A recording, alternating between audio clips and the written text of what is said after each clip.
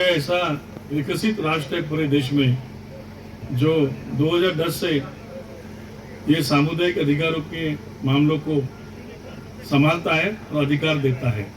और ये सारी जो प्रक्रिया चली है ये एफआरसी के साथ बाकी जो समितियां बनी है sub divisional level, district collector के लेवल पे, वन विभाग, रेवेन्यू डिपार्टमेंट, बाकी सारे डिपार्टमेंट, इन लोगों ने एक साथ काम किया। और मैं वही सोच के यहाँ नेशनल अलायंस हमारा जो 17 राज्यों में काम करता है, जो कम्युनिटी फॉरेस्ट राइट और माइनर फॉरेस्ट प्रोड्यूस में काम करता है, मैं उसका भी कन्वीनर के तहत मैं पूरे देश में काम करता हूँ।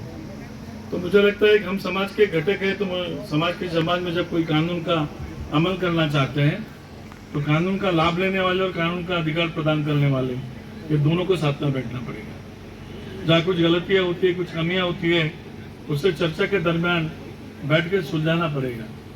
हर एक के समस्या को सुलझाने का एक तरीका और एक व्यवस्था होती है। एक फॉरेस्ट कानून में, अधिकार कानून में 2 प्रकार के अधिकार दिए हैं। एक व्यक्तिगत अधिकार जो खेती करेगा, जो रहेगा, उसके अधिकार, और दूसरा अधिकार समुदाय को दिया हुआ। बहुत सारी जंगलात की जमीनें, जगह ऐसी होती है जहाँ समाज का अधिकार होता है, चाहे चराई करने के लिए, मवेशियों की चराई करने के लिए जगह हो या जंगल हो। केवल चराई का भी उद्देश्य नहीं होना चाहिए, वो होता है साथ में जंगलों को संरक्षित करना और सुरक्षित रखना। ये भी बातें बहुत महत्वपूर्ण है। वो जंगली कल बराबर नहीं रहेंगे तो मवेशी की परिस्थिति क्या रहेगी? हमारे जंगली कल खराब हो जाएंगे तो मवेशियों को हम लोग कैसे संभालेंगे? मवेशियों को संभालने के लिए जंगलों की रहना, जंगलों का संरक्षित करना बहुत आवश्यक है। जंगलें बर्बाद हो जाएंगी तो मवेशी हमारे कैसे रहेंगे? और मवेशी नहीं रहेंगे, जंगलें नहीं रहेगी, हम कहाँ रहेंगे? हम भी नहीं रह सकते, हमारा भी गुजारा बराबर नहीं हो सकता है। तो ये हमें समझने की आवश्यकता है। वनाधिकार कानून ने जैसा अधिकार दिया है, तो वनाधिकार कानून ने यह भी कहा है आपकी जिम्मेदारियों को भी आप समझिए। आपकी जिम्मेदारियां ये होती है कि आपको जंगलों को सुरक्षित रखना है, ढंग से रखना है, बराबर रखना है। Pahalgam at the beautiful Abshar Park located on the bank of most famous desert Nala. That this region known worldwide for its breathtaking landscape and rich biodiversity has always been a symbol of nature's splendor. Today's gathering is a significant step forward in our collective responsibility to ensure effective implementation of Forest Rights Act. In particular, we are here to reflect on how we can further empower our tribal communities by engaging them meaningfully in forest management and promoting sustainable livelihoods through ecotourism. Our tribal communities have always been the true custodians of these forests. Their lives, culture and livelihoods are intricately linked with the forests of Pahalgam. They not only depend on these resources but also play a vital, crucial role in protecting and preserving them for generations to come.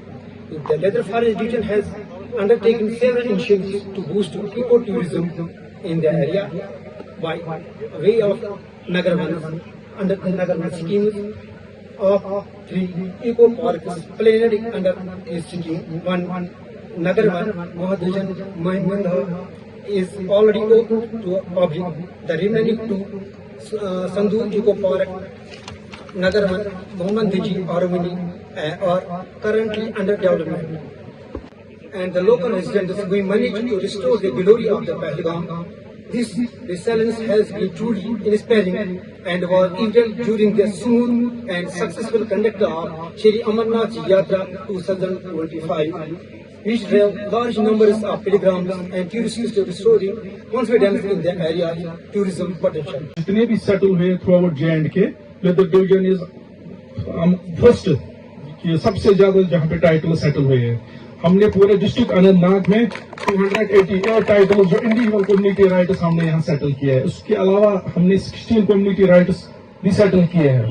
तो मुझे हमेशा इस चीज की खुशी रहती है कि कम से कम जो बेचारे गरीब लोग हैं, जो ट्राइबल कम्युनिटी से है, यूजुअली क्या होता है कि जब इंडिविजुअल क्लेम्स या जो कम्युनिटी क्लेम्स सबमिट करते हैं, इन लोगों को सर उस चीज का उतना इल्म नहीं होता। फेमस टूरिस्ट डेस्टिनेशन है, लोग बेचारे बड़े हॉस्पिटेबल है यहाँ पे।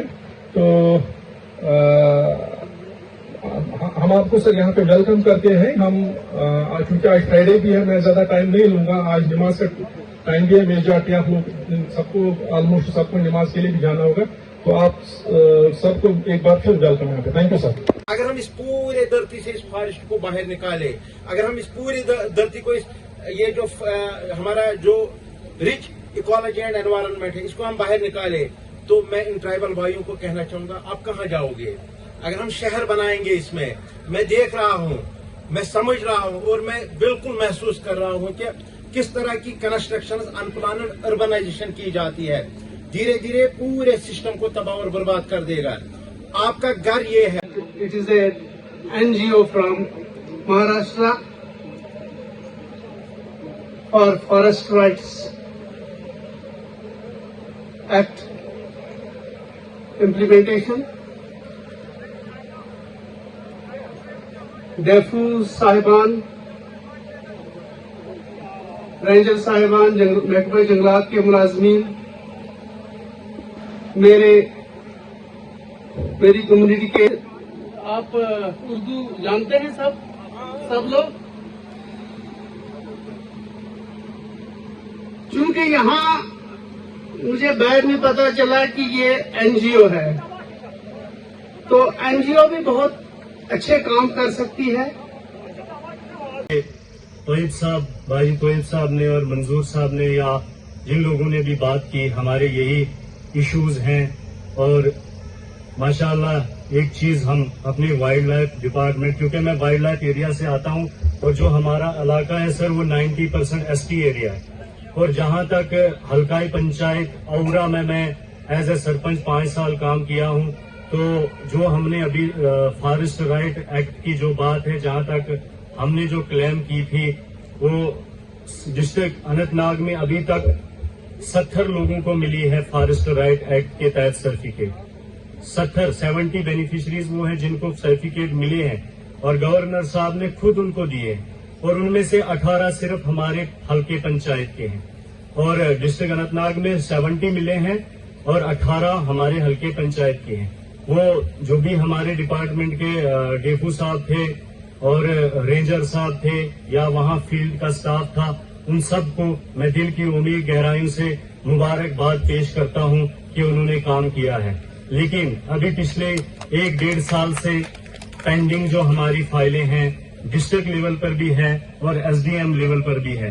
मेरी आपसे गुजारिश रहेगी जनाब, हमारी कम्युनिटी राइट्स के भी फाइलें होती हैं। जहां हम MG नरेगा मनरेगा के तहत एक रोड बनाना चाहते हैं, उस रोड की सबसे पहली हमारी जरूरत होती है सर्टिफिकेट, जो कि डॉक्यूमेंट्स मिलता है कम्युनिटी राइट फाइल का, वो हमें प्रोवाइड नहीं किया जा सकता। और उसकी वजह से हमारा जो साल का बजट होता है, चाहे MG नरेगा का हो, चाहे डिस्ट्रिक्ट कैपेक्स का बजट हो, चाहे और कोई सब ट्राइबल की जो फंड आती है, सारा पैसा लैप्स इस वजह से हो जाता है सर, क्योंकि हम वाइल्ड लाइफ के एरिया में कम्युनिटी का रास्ता नहीं बना सकते। हमारे कम्युनिटी के रास्ते भी हैं, हमारे कम्युनिटीज के और स्कूल जहाँ पे बनते हैं वो भी हम जंगलात में अगर किसी जगह बनाते हैं या वाइल्ड लाइफ के एरिया में बनाते हैं, तो वहाँ पे हमें सर बहुत मुश्किल का सामना करना पड़ता है, क्योंकि हमारे को वो सर्टिफिकेटें प्रोवाइड नहीं की जाती। ग्रेवियार्ड अगर हम किसी जगह फेंसिंग करना चाहते हैं तो उसमें भी अड़चन आती है। जहां तक इको टूरिज्म की बात आती है सर, कौन सा इको टूरिज्म जो है, इको टूरिज्म हो या FRC के जो भी काम है, हम जितना स्टाफ पहलगाम में है या डिस्ट्रिक्ट लेवल पर है या सब डिस्ट्रिक्ट लेवल पर है, हम उनसे खफा नहीं है, उनकी मुखालफत नहीं करते हैं। लेकिन अभी तक जो इको टूरिज्म सिस्टम है ये सिर्फ कागजों में है सर। हमारे जो बहक के एरिया हैं उनमें हमारे आशियाने बने हैं, कोठे बने हैं, जिनमें हम इको टूरिज्म के जरिए बुकिंग कर सकते हैं। लेकिन हम तो काम करते हैं। लेकिन यहाँ पे ये भी आपको बताना चाहूंगा कि forest range Mattan, forest range Pahalgam, डेफू लिदर, एक नुमाया काम इन्होंने किया है। फाइलें तैयार होंगी, उसके साथ ज्यादा नहीं होगी। लेकिन अगर देखा जाए जमीनी सतह पे, मैं फिर गुजारिश करता हूँ डेफू साहिबान से। बिल्कुल शुक्रिया आपका, आपने मौका दिया बोलने का। जो हमारा महाराष्ट्र से डेलीगेशन आया था FRC या FRA के रिलेटेड जो भी हमारे बर्निंग इश्यूज़ थे, जैसे कम्युनिटी बेसिस पर हमारे फाइलें हैं, कुछ DC ऑफिस में पेंडिंग है, डिस्ट्रिक्ट लेवल पे कुछ पेंडिंग है, कुछ सब डिस्ट्रिक्ट लेवल पे पेंडिंग है, तो उनके वो इश्यूज़ हमने उनको बताए। हमें उम्मीद है कि बोलने से ज़्यादा वो अमल करेंगे और सेंटर तक हमारी बात पहुंचाएंगे। तो आपने अपनी बात उनके सामने रखी? बिल्कुल अपनी बात उनके सामने रखी और हमें उम्मीद है, भरपूर उम्मीद है कि वो लोग हमारी बात सेंटर तक पहुंचाएंगे और जो भी हमारी मुश्किलात हैं उनका इजाला होगा।